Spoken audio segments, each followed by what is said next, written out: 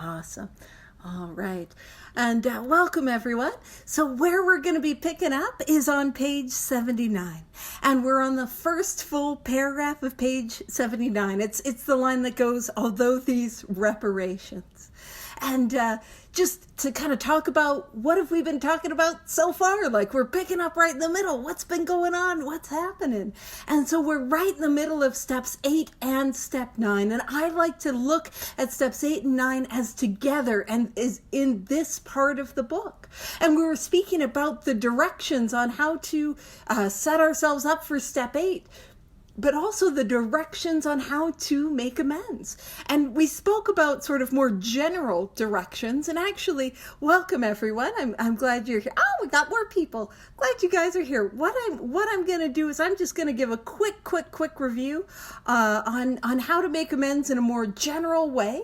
And then I'm going to describe some of the specific amends that we've spoken about, and we're right in the middle of them. So if you're not sure about the process, how do we make an amends?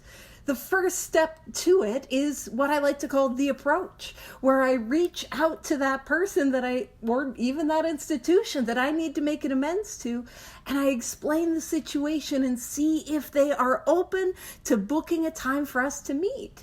Oftentimes I phrase it a little like, if I mention that I'm sober, I'm in AA, I can say something like, as you may or may not know, I'm a member of Alcoholics Anonymous, and part of the process of recovery asks that I reflect upon my life. In so doing, it became apparent that I caused you harm. I would like the opportunity to meet with you and to make it right if you're open to that. We don't have to tell them that, but yeah, to make the approach. Then, when I go and I sit down with them, I like to have this part written out where I focus on what I did, the harms that I caused, being specific, where appropriate and where applicable, and bringing it always back again and again to my defects of character. When I did not show up at your wedding, that was selfish, that was inconsiderate, that was dishonest because I told you that I would be there, as an example. And then what I want to do is I want to ask, is there any other way in which I caused you harm? I like to phrase it through the lens of, although it was not my intention to leave anything out, I'm aware that there might be other ways in which I caused you harm. Or you might need to share with me how my actions made you feel. I'd like to create that opportunity for you to do that now. And the biggest thing is I listen. I close this and I open these, close the mouth, open the ears. Actually, I'm having like grade 3 French class flashbacks. I think it's fermer la bouche is to close your mouth in French. If that's wrong and I said something inappropriate in French, I apologize. Merci beaucoup. I don't know. It's going to be a weird one today. All right. And then what I want to do is I want to ask, what can I do to make it right? And then, guess what? I do it. Now, before we make amends, I think we're all afraid. Like, I make the approach, I ask, what can I do to make it right? And like, my dear old grandmother is going to ask me to be a drug mule or something. And that's often just our own fears. Very rarely to be honest with you, maybe only once or twice has there ever been anything, even in working with people. Most people are just going to, spoilers, say, this was more than enough, thank you. Or keep doing what you're doing, and that keep doing what you're doing, ooh, that is a gimme amends, right? Like, I'll keep doing what I'm doing, I'll just do this. But guess what? That means I gotta keep doing this thing as a way of life. So every time I continue to take an action, it is a continuation of the commitment that I made in the amends process. Also, if I owe money, it doesn't matter how eloquent my amends is. I should show up with money, the money that I owe them.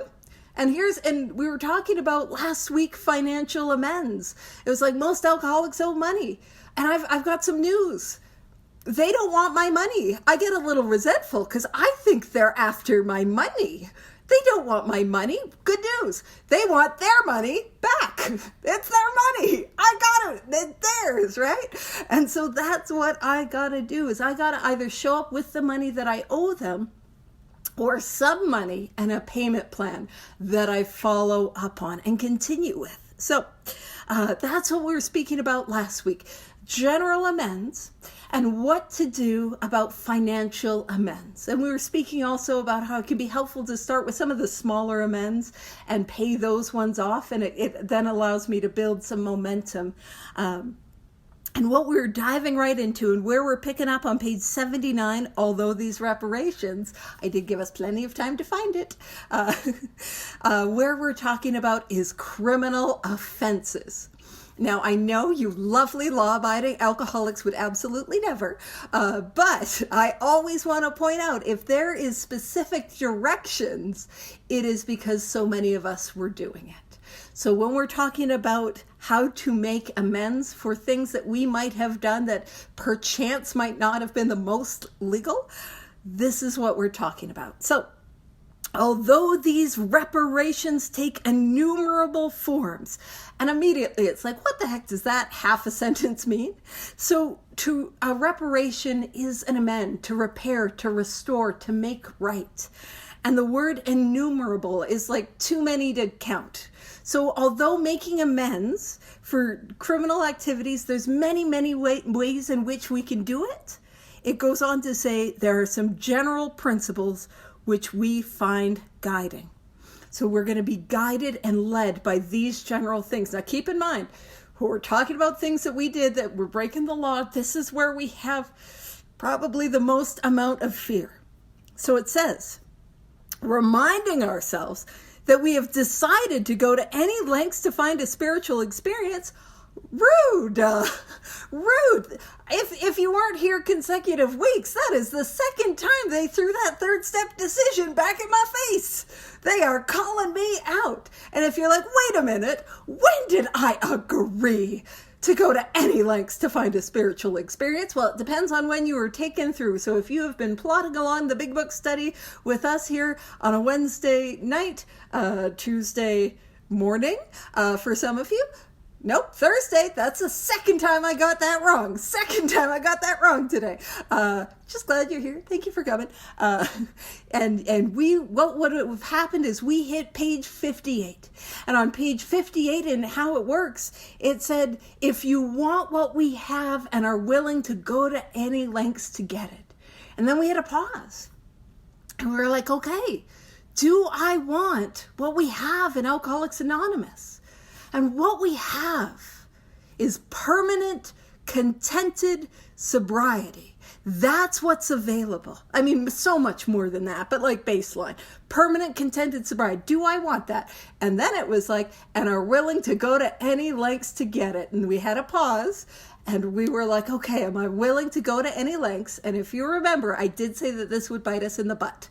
And here is the biting. It's happening. So this is where it's got us. So, and again, what we're talking about is building willingness and making the amends. So one of the things that can help to build willingness and be like, man, yes, I said I would go to any lengths. And here is another. It says, we ask.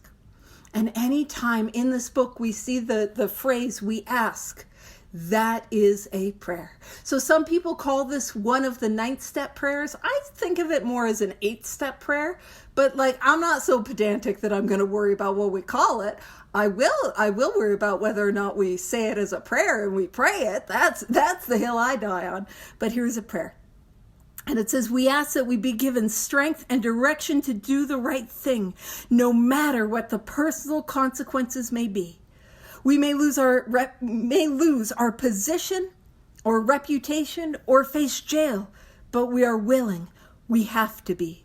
We must not shrink at anything. So it's telling us the level of willingness we need to have is to go to any lengths. But to be honest, I can't do that on my own. I need God's help. And so how I like to say that prayer is, God, I ask that I be given strength and direction to do the right thing, no matter what the personal consequences may be. Help me to be willing to not shrink at anything. And because I am, we're going to talk about this in a couple weeks. I'm a fun time person. And some of you are like, the what? It's a notebook that I got for $1.50 at a liquidation superstore. It's got superheroes on it because I'm a 30-something-year-old woman. And in it, I put prayers. Prayers from the book, prayers from other places, prayers that I like. And on a daily basis, morning and night, I say these prayers. And so that is a prayer. Made it into my book. I pray that one on a daily basis. And the more that I bring God in, the more that I build momentum, the more I'm able to take action. And just a gentle reminder as we talk about willingness does not need to look like, oh boy, I can't wait. I can't wait to make amends to my ex or for the criminal activity that I engaged upon. I would love to. Yay! Jail sounds great. No. No. Willingness can look like I'm terrified. I don't want to. It's a stupid idea. But if it's what I got to do, I'll do it. That's what willingness can look like. So it says, this paragraph is about building that willingness to go to any lengths. But this next paragraph is telling us, okay, but hold on, let's use some discernment. Now, I use the word discernment, and what I mean when I use the word discernment is to use our judgment without being judgmental. So it says, usually, however, other people are involved. Therefore, we are not to be the hasty and foolish martyr who would needlessly sacrifice others to save himself from the alcoholic pit. So I am not here to throw myself under this martyrdom bus in such a way where it would cause harm to those that depend on me. And because the best way to give information is through stories. And that's what we do is we share our experience, we share our strength, and we share our hope. Our experience with the illness that is alcoholism, we share our experience with the 12 steps in the spiritual awakening.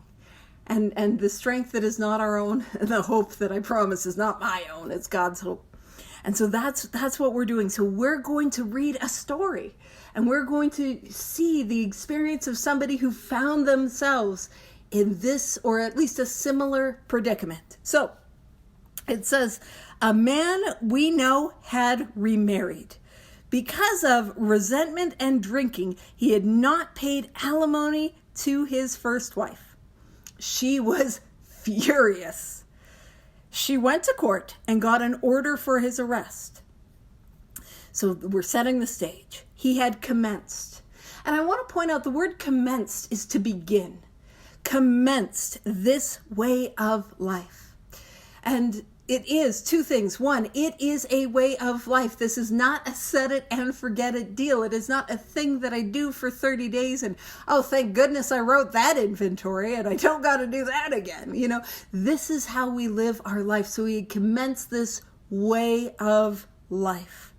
And I always emphasize way of life, way of life, way of life. He had commenced, so to begun, our way of life. Had secured a position, that means he had gotten a job, and was getting his head above water. So finally just starting to get out of debt. Finally, when you first start paying bills again, By the way, we are people and we should. It's like when we got our driver's license back after a DUI, man, we treat it as like winning the Nobel Prize. Like we're like, yeah, you did.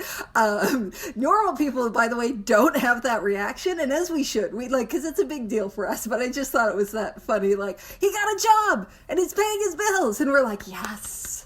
And the award goes to this alcoholic. He paid his bills, but it really is. And normal people are like, isn't that what you're supposed to do? No, I need the power of the spirit of the universe to get me to anywhere approach paying my bills. All right. So it says it would have been impressive heroics if he had walked up to the judge and said, here I am. So there's a warrant out for his arrest. But he's building this way of life. And it's saying the foolish and hasty martyr would be to be like, all right, judge, arrest me. And it's like, okay. It says, we thought he ought to be willing to do that if necessary. So willing to go to any lengths. But if he were in jail, he could provide nothing for either family. we suggested he write his first wife, admitting his faults and asking forgiveness. So we suggested that he make the amends to her and see what happens there, rather than like, gonna show up, judge, arrest me. And this is important when it says, and asking forgiveness, because as you know, I emphasize that an amends is not an apology. And the purpose of amends is not to be forgiven. The purpose of amends, as we spoke about maybe last week, maybe the week before, is to fit ourselves to be of maximum service to God and the people about us. That is the purpose. So it's like asking forgiveness. Hold on. He did. So he wrote a letter admitting his faults. And also, now this is important, sent a small amount of money. It is no good if I'm like, I owe you money, but look, I'm doing spiritual things. Give them their money, not my money, their money back. So, also, sorry, I'm on a tangent. If you approach your finances through the lens of it's not my money, but it's God's money, that changes things. Do you know what I mean? This is no longer my money. It's not my life. It's not my money. It's God's money. That might change. I promise that'll change how, if we're diligent about looking at our finances through that lens, that'll change some stuff. It has for me. And I know I joke about budgeting based on vibes, but that kind of is what I do, and it does kind of work right now. So vibes. Alrighty. So he did, and also sent a small amount of money. He told her what he would try to do in the future. So he wrote out the amends, he sent it to her, he sent money, and he had a payment plan to make it right. He said he was perfectly willing to go to jail if she insisted. Of course, she did not. And the whole situation has long since been adjusted. So he was still trying to make it right, and still trying to make it right with the person that he harmed. But he wasn't trying to just go under the bus of going to jail, because that wouldn't have been helpful. So he approached it in that direct way first. So, top of page 80. Before taking drastic action, now I'll point out top of page 80 is super helpful, because it's talking about pre-amends preparation. Again, in pre-amends preparation feel to me like 8-step stuff. Before taking drastic action, which might implicate other people, we secure their consent. So if my making amends could throw somebody else under the bus or could affect my family, it's important for me to talk to them first to get their consent. If we have obtained permission, have consulted with others, and if you're like, who should I consult with? A sponsor is probably the person. Like that's the others. If you don't, if for whatever reason, you have an imminent amends and your sponsor isn't available, another trusted, recovered member of Alcoholics Anonymous. And actually sorry, I'm all over. Some of you guys know I'm on day 3 of a migraine, so I'm a little all over the place more than normal. But I was working with a sponsee a couple of years ago, and she'd been a chronic relapser since the 1970s, and she'd always faltered around amends. And we were building momentum. We were doing the work, and we were starting to make some of those amends. And then the normal human thing that getting complacent, getting afraid, putting the brakes on. And she went and spoke to her son. Her son, not an alcoholic. Son, his life does not depend on this course of action. He's like, no, don't drag up the past. Why do you have to do that? Leave it in the past? And so she took that advice. And we all know what happened. She was drinking again, It's important. Now, I'm going to describe something, and I'm going to describe it. Again, we want to use the lens of discernment. So we're going to use our judgment without being judgmental. It is important that if I am seeking 4th dimension advice, I seek it from 4th dimension people. Again, that's not being judgmental. But whose advice do I want? I want the advice from the person that says, you don't got to make that amends. You don't got to do that thing. What do you mean? You just tell them they suck. Like, I don't know. But if I want spiritual God-centered advice around, or even deeper than that, experience, I've got to seek it from spiritual God-centered people. Not that people that aren't spiritual or God-centered or not recovered or in the third dimension are bad or wrong. We're all desperately loved by God. We're all children of a living creator. We are. But if I'm going to be led in a direction, I gotta ask people that are going that way. You know what I'm saying? So have consulted with others. Here's another. Asked God to help. Now, it's not as eloquent as the last prayer that we saw, but it's actually probably one of the most succinct prayers in the book. God help. God help. It's a prayer. Now, it is pointing to that deeper, God, I ask your help as I go through this process of amends, guide me, lead me. Like it's asking, we can be more verbose, but the idea is that we are taking this to God. And it goes on to say, and the drastic step is indicated. Now, how do we know the drastic step is indicated? Because don't amends feel pretty drastic before I make them? Oh my goodness gracious. Feels drastic. But before we know, how do I know the drastic step is indicated? Well, I will tell you what it looks like in my life. I got the twisties and the resisties. It looks like we're coming to a meeting like this, and I'm nattering on about step 9, and I'm nattering on about any lengths, and I'm talking about amends, and you think of this one amends that comes to your mind, and you wish I would shut up, and your brain, and your stomach goes, bleh. Your tummy full on gets the twisties, and you get a little defensive, and you get the resisties. That's how I know. How do I know I owe an amends? Man, I feel it. I feel it in my gut. I can feel it in my heart. I feel it when I go to a meeting and I'm like, no, why are we talking about steps 8 and 9? Ugh. I can feel it. I know. And I am somebody who is not naturally in tune with my body. I'm trying to ignore feelings. And it's so loud I can feel it. Naturally I've grown. But that's how we know. And so, before we go and make the amends, it gives us some directions. So if anyone is going to be thrown under the bus, we make sure, or implicated or anything like that, we make sure we get their consent. If we have that consent, we've taken it to a sponsor or a trusted member. We've taken it to God, and we feel that, like the twisty and the resisting, we feel that man, it's on my heart. I know I got to do it. We must not shrink. We go and do it. And I talk a lot about this. When we come to Alcoholics Anonymous, there's a window. And I refer to it as a window of willingness. When we come here, we're in enough pain where we might be able to take a course of action. Especially if you're in and out. Man, we know what it's like when we've burnt our life to the ground and we're so much pain, and that window opens up a crack and we'll take action.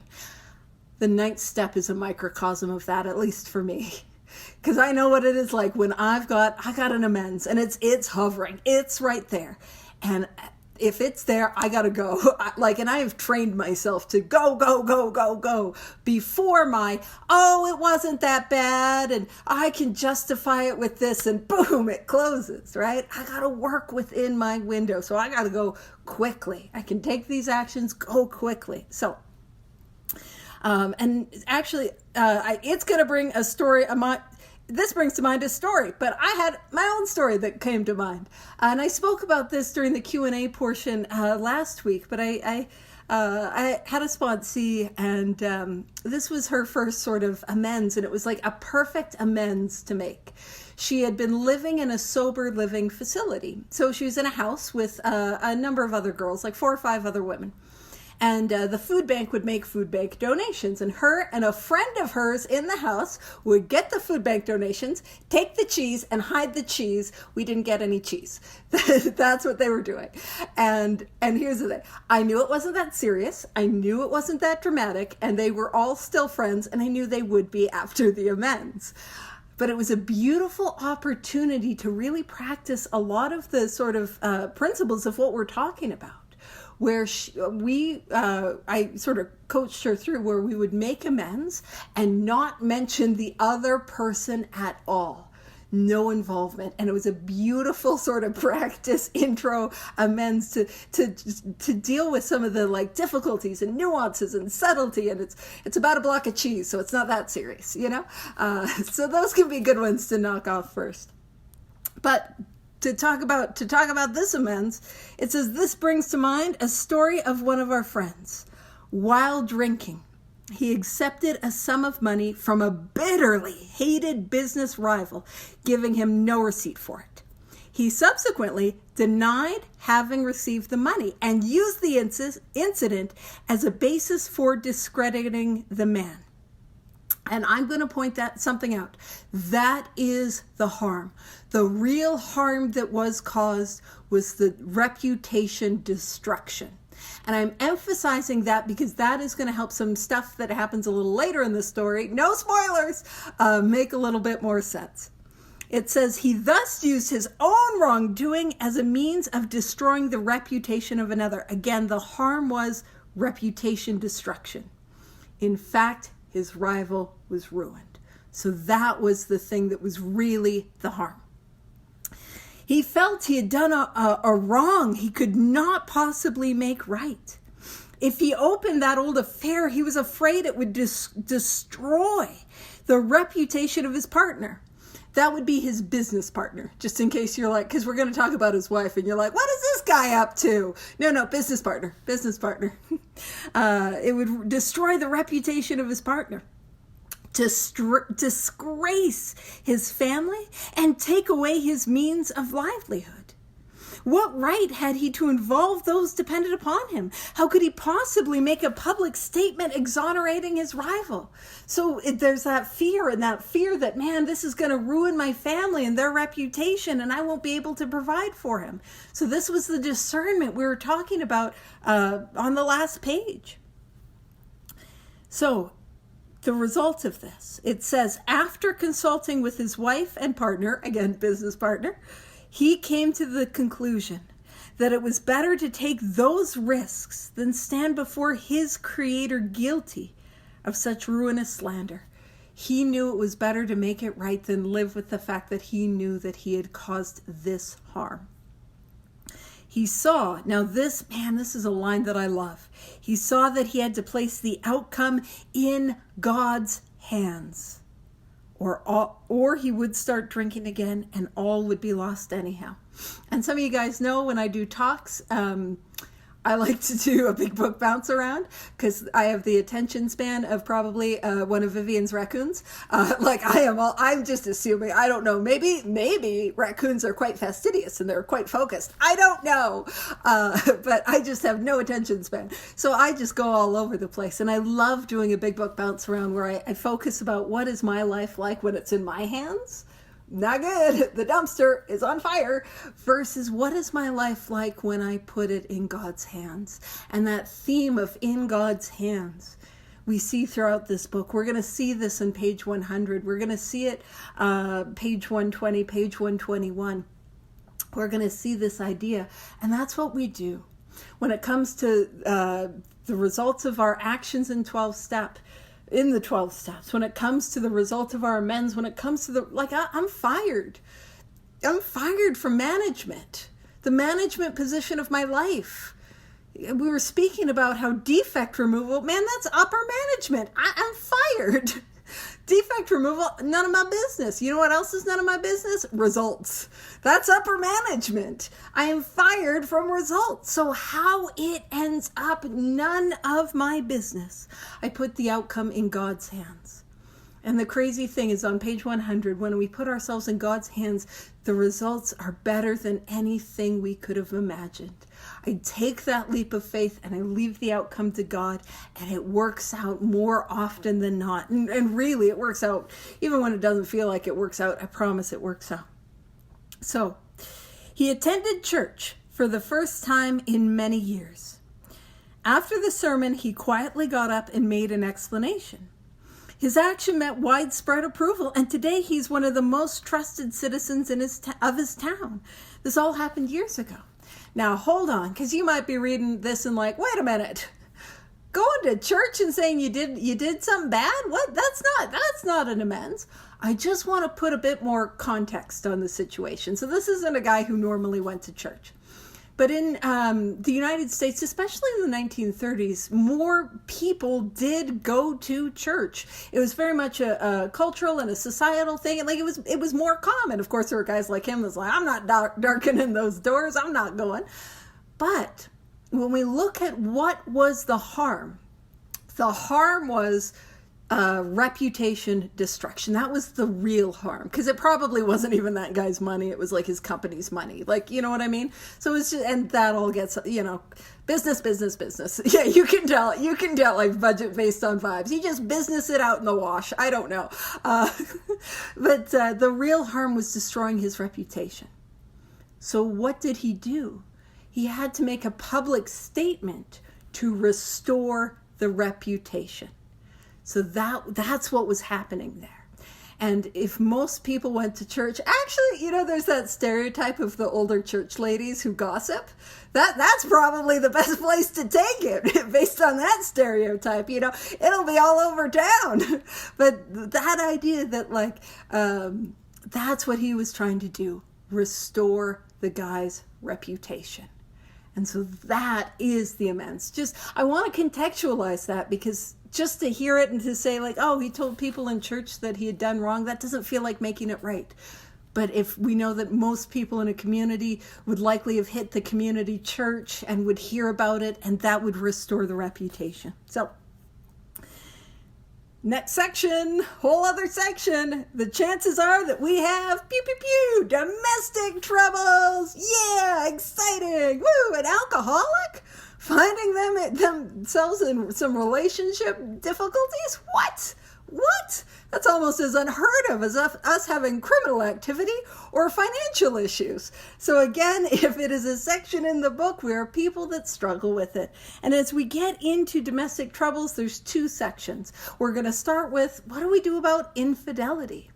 The second section is, okay, we don't have infidelity, but I've been an alcoholic jerk. How do I make that right? So let's start with infidelity. So perhaps we are mixed up with women in a fashion we wouldn't care to have advertised. We doubt if, in this respect, alcoholics are fundamentally much worse than other people. But drinking does complicate sex relations in the home. Now, this paragraph really speaks to me of meeting the alcoholic where we're at. Because when you know, I'm not saying if we had any infidelity, but when I do anything wrong, what is my natural response? Defensiveness. You don't know. You don't understand me. So I think the book is helping to ease us into the course of action, meeting us where we're at. So, but drinking does complicate sex relations in the home. After a few years with an alcoholic, a wife gets worn out, resentful, uncommunicative. How could she be anything else? The husband begins to feel lonely, sorry for himself. He commences to look around in the nightclubs or their equivalent for something besides liquor. Perhaps he is having a secret and exciting affair with the girl who understands. And again, this is, I think, the book meeting us where we're at. In fairness, we must say she may understand. But what are we going to do about a thing like that? And so we are then going to be given direction. So I think we're meeting with that grace of hey, maybe that the person you're having the affair with is the person who understands. But all right, what are we going to do? We got to make this right. So it says, a man so involved often feels very remorseful at times, especially if he is married to a loyal and courageous girl who has literally gone through hell for him. Whatever the situation, we usually have to do something about it. If we are sure our wife does not know, should we tell her? Not always, we think. If she knows in a general way that we have been wild, should we tell her in detail? So it says, undoubtedly, we should admit our fault. So what we've got to do is admit that we've been at fault. She may insist on knowing all the particulars. She will want to know who the woman is, where she is, we feel we ought to say to her that we have no right to involve another person. We are sorry for what we have done, and God willing, it shall not be repeated. More than that, we cannot do. We have no right to go further.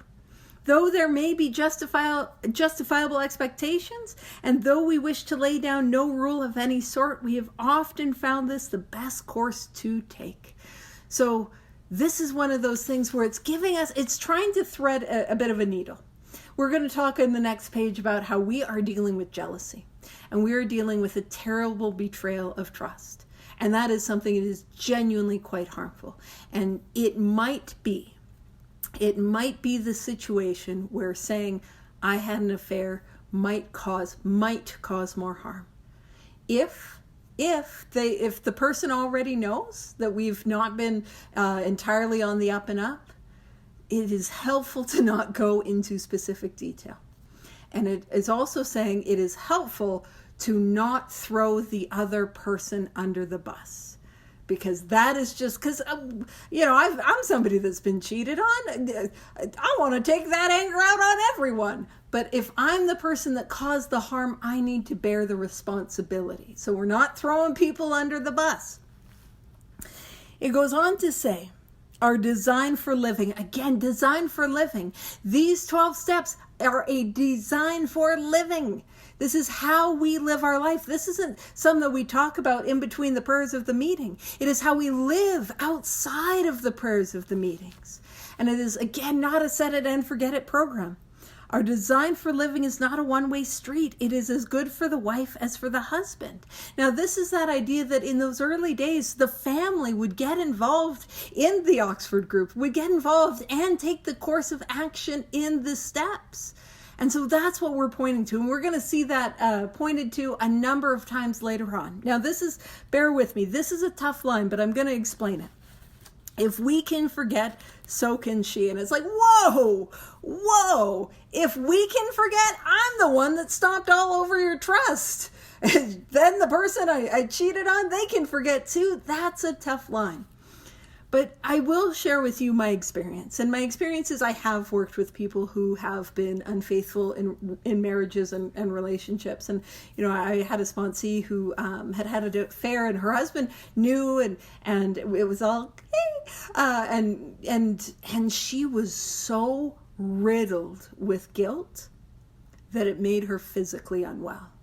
And when I think of that line, I think of people like that are so remorseful, that feel that tremendous sense of shame, where it's like, okay, we can all move through this. And that, by the way, we're going to talk about that. Doesn't necessarily mean together, but the pain of this is something that can be survived. And this is how the steps are the actions that will help us. So, it is better, however, that one does not needlessly name a person upon whom she can vent jealousy. Again, we're not throwing nobody under the bus here. Perhaps there are some cases where the utmost frankness is demanded. So it's saying like, hey, there might be times where you need to lay it out, be rigorously honest about what happened. No outsider can appraise such an intimate situation. We're on the top of page 82. So glad you're here. 82. It may be that both will decide that the way of good sense and loving kindness is to let bygones be bygones, to move forward. That might be it, and it might not be, and that's okay. But here's another direction. Each might pray about it, having the other one's happiness uppermost in mind. So this is another prayer, and it's a direction. And this I think is a really, really powerful direction, because I am praying for guidance about what is best for them.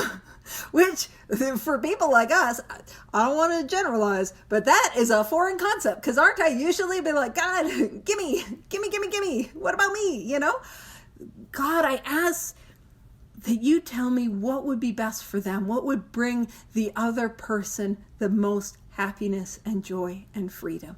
What a radical idea. And that is a powerful direction. So it says, keep it always in sight that we are dealing with that most terrible human emotion, jealousy. And man, it is awful.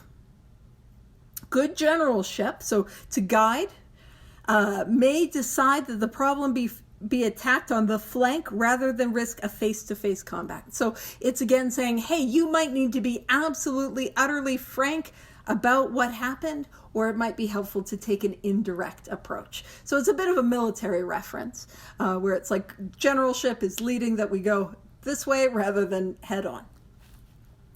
And so that's the directions around infidelity, where it's like, okay, let's make sure we're praying about it. Let's make sure we're taking it to God, and we're making sure that we are considering the other person first and foremost. And then we'll get a sense of, okay, how do I need to address this? It does need to be addressed in one way or another, whether I say I haven't been the spouse that you needed me to be, or I've been having an affair, whatever it needs to be. So we're being led by God, not by what I want, because I have what I want doesn't matter. I have a dear friend who makes little buttons and stickers and stuff that says what I want doesn't matter, and I got that over there. What I want doesn't matter. It is what is best for the other person. So if we have no such complications, got no complications, amazing. There's plenty we should do at home. Oh man, I still gotta do things to make it right? Absolutely. Sometimes we hear an alcoholic say the only thing he needs to do is to keep sober. And I'm sure maybe we've felt like that. No, the only amends I really need to make is just stay sober, right? Or maybe we've heard that at a meeting. God bless. What's driving that is fear. But that, the only amends I need to make is just staying sober. Well, it says, certainly he must keep sober, for there will be no home if he doesn't, but he is yet a long way from making good. Making good is to amend, to repair, to restore, to make right. Making good to the wife or parents whom for years he is so shockingly treated. So, sobriety, a couple things. One, sobriety, not a solution to alcoholism. Wild. Wasn't that some news when you found that out? Sobriety is not a solution. I put down the bottle and I'm not cured. In fact, every time I took that first drink, I was sober. It's not a solution. But then, sobriety in and of itself is not an amends? Wild. This whole program of action, especially the chapter into action, it's asking a lot of action. Well, thank goodness we got that quiet hour. We got that little quiet time to ramp up before amends. So it says, passing all understanding is the patience mothers and wives have had with alcoholics. Had this not been so, many of us would have had no homes today, or would perhaps be dead. The alcoholic is like a tornado, roaring his way through the lives of others. Hearts are broken. And I want to point something out. I broke those hearts. Sweet relationships are dead. I killed those sweet relationships. Affections have been uprooted. I pulled the affections from the roots. Selfish and inconsiderate habits have kept the home in turmoil. It is my selfishness, my inconsideration, my habits that are placing the whole home in turmoil and on eggshells. It is me. It says we feel a man is unthinking when he says sobriety is enough. Oh man, that's twice. That's twice in as many paragraphs that it's telling me sobriety isn't enough. Rude. So a man is unthinking when he says sobriety is enough. He is like the farmer who comes up out of his cyclone cellar to find his home ruined.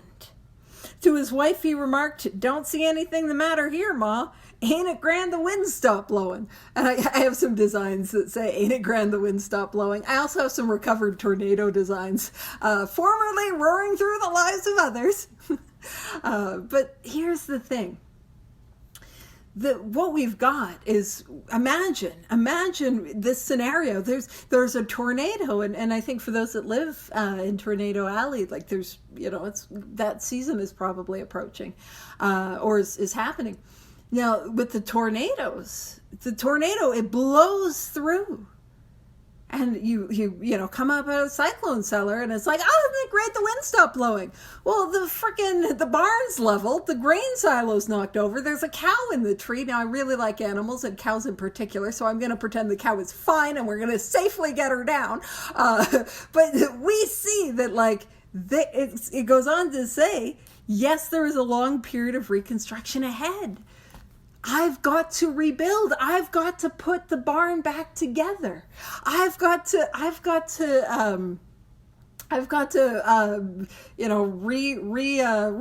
that grain silo, put it back up. I gotta get Betsy down. She's got to be on all fours. Not stuck in the tree. I've got to make it right. Now, where I live in the world, I live in Calgary, Alberta, and it is the traditional lands of the Blackfoot people. And when I was in, it might have been, I don't know if it was the third grade or it was a little bit younger, there was a Blackfoot elder. I think we went to the museum, and there was a Blackfoot elder that spoke to us. And where I live is where it was the traditional lands of the buffalo. And he told the story of the buffalo. And what happens is I'm not in Tornado Alley. We're in Hail Alley. Didn't know that's what it was called, but we got a lot of hail in the summertime.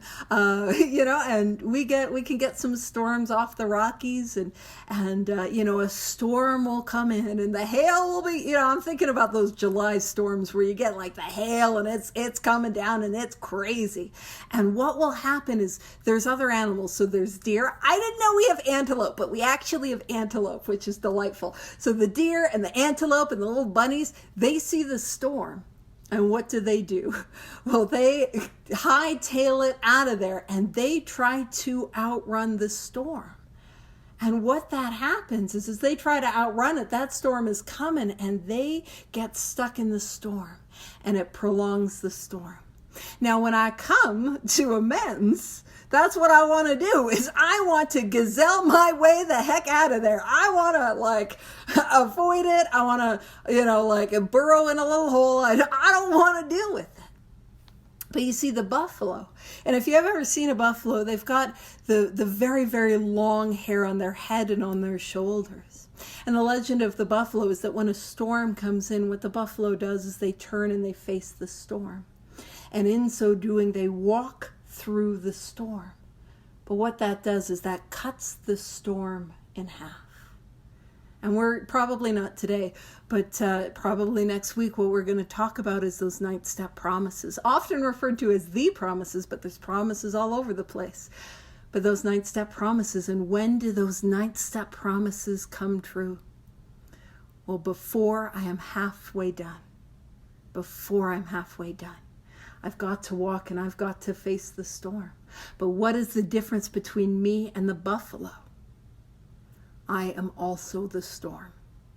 I was the one that put Bessie in the tree. I'm the one that knocked over the grain silo or grain elevator. I'm the one that leveled the barn. I was also the storm. And so that's what we do here. Top of page 83. It says, yes, there is a long period of reconstruction ahead. And this is not cool. We must take the lead. Oh man, I gotta do it. Yes, I booted Bessie. Well, there could be another cow named Betty, and poor Betty was in a crick, not a creek, but a crick. I'm gonna see about having a nap after this. But there's a long period of reconstruction ahead. We must take the lead, and I just want to emphasize: we must take the lead. If I have the tools, and I got some news, if we're hanging out on a Wednesday, we got the tools. If we're the ones reading the book, we got the tools. It is our responsibility to use them. A remorseful mumbling that we are sorry won't fit the bill at all. So again, it's not the end of the world, if an apology, if an I'm sorry comes out in the amends process. But the amends process is not simply I'm sorry for the barn. It is when I destroyed the barn, that was wrong. That was selfish. That was inconsiderate. That was self-seeking, etc., etc. And it is rebuilding the barn. That's what we're doing. Our remorseful mumbling that we are sorry won't fit the bill at all. We ought to sit down with the family and frankly analyze the past as we now see it, being very careful not to criticize them. So what we're doing is sitting down. When I did this, when I did that, that was selfish, that was inconsiderate, that was self-seeking. I'm literally what the directions are. I'm being specific where applicable and focusing on my defects of character. That's what we're doing. And then this is again the book meeting us where we're at, because you know that somebody's like, wait a minute, but their defects are glaring. Their defects may be glaring. Okay, going to meet us where we're at. That's going to take us where we need to go. But chances are our actions are partially responsible. Oh no! Their glaring defects are a reflection of mine. I caused them. My bad. So it says, so we clean house with the family, asking each morning. Oh man, asking? What's that? Another prayer. Another prayer. Asking each morning in meditation. By the way, if we're asking each morning and we're doing this in meditation, I've got some annoying news. That is heavily implicit that we have a morning meditation practice. That is a thing that we do. And it says that our Creator show us the way of patience, tolerance, kindliness, and love. And because that is a way. And I talk quite a bit about how, man, I can't pull patience, tolerance, kindliness, and love out of my butt or any other place. Like, I need the power of God to flow through me. It has got to be God's patience, God's tolerance, God's kindliness, and God's love. And I love that idea, like, I just got to get me out of the way, right? That our Creator show us the way. So I get me out of the way, and I let that power flow through me. And in this moment, because one of the things that I've done is, this might also seem weird with how a little on 11 I am most days, but I do a number of guided meditations on different parts of the Big Book. And for the life of me, I can't remember if I've done a meditation on this or not. That's the migraine. I'm like, any memory about whether I did or I didn't is gone. I don't know. So you let me know. And if not, it's because I had plans to do it. I don't think I did. That's not good. Okay. We are struggling through this. Thanks for being patient with me. All right. So it says, the spiritual life is not a theory. This is not an idea. This is not an opinion. It says we have to live it. So my opinions on amends aren't important. My experience with amends, that is what is important. That's what matters. And it says, unless one's family expresses a desire to live upon spiritual principles. Again, the view that I take with spiritual principles is that the spiritual principles are the tangible actions of the steps. I know there's a lot of people that talk about how the principles are these concepts behind the steps. But for me, as somebody who sometimes needs things kind of clear and black and white, it's really helpful for me to see it in that way, because I can live upon inventory. I can live upon prayer, meditation, sharing my inventory with others, asking for defects to be removed. I can live upon making amends. I can live upon meditate. I can do at service. I can do that. That's tangible for me. So for me, the spiritual principles are the tangible, practical actions of the 12 steps. So unless one's family expresses a desire to live upon spiritual principles, we think we ought not urge them. We should not talk incessantly to them about spiritual matters. I'm bad for that. I'm like, everything's a spiritual metaphor if we try hard enough. And this is a sneaky little promise. They will change in time. Our behavior will convince them more than our words. And again, it is a call to be a demonstration of this power, a demonstration of these steps. You know, if there's somebody in your life that you want to change, want them to change, one of the most powerful things that I can do is make an amends. That is a demonstration. Me saying, hey, you got to get sober. You got to take action. We don't listen to that. But if I show up and I say, you know, here's where I caused harm. What can I do to make it right? Man, that is powerful. So we are called to be a demonstration in all areas, but also with our family, with our loved ones, with the ones that are hardest to be. That's who we're called to be, a demonstration. My behavior will convince you more than anything that I say. And don't worry, I'm wrapping up with this paragraph. And it says, we must remember that 10 or 20 years of drunkenness would make a skeptic out of anyone. I have torn down the barn for decades. Decades I've been the tornado in their lives. Just like getting our driver's license, 30 days, 60 days, 90 days, it's a miracle, and we ought to celebrate that.